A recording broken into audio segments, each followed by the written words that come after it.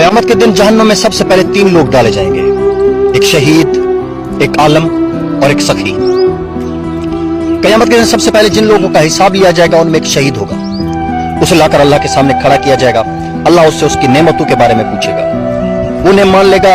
अल्लाह फरमाएगा तूने नेमतों के साथ क्या किया? वो कहेगा मैंने तेरे रास्ते में जिहाद किया, यहां तक के शहीद हो गया।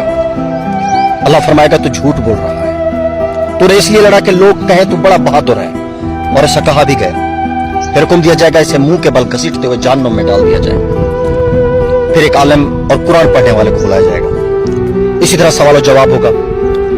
अल्लाह फरमाएगा तूने इसलिए इल्म हासिल किया कि लोग कहें कि तू आलिम है, और कुरान पढ़ा ताकि कहें कि कारी है, और कहा भी गया। फिर हुक्म होगा इसे जहन्नुम में डाल दिया जाए। फिर एक सखी आदमी लाया जाएगा जिसे अल्लाह ने माल दिया था। वो कहेगा मैंने तेरा दिया हुआ माल हर उस जगह खर्च किया जहां तू पसंद करता है। तो अल्लाह फरमाएगा झूठ बोलता है, तूने इसलिए खर्च किया ताकि लोग कहें कि तू सखी है, और कहा भी गया। फिर हुक्म होगा और उसे जहन्नुम में डाल दिया जाएगा। अल्लाह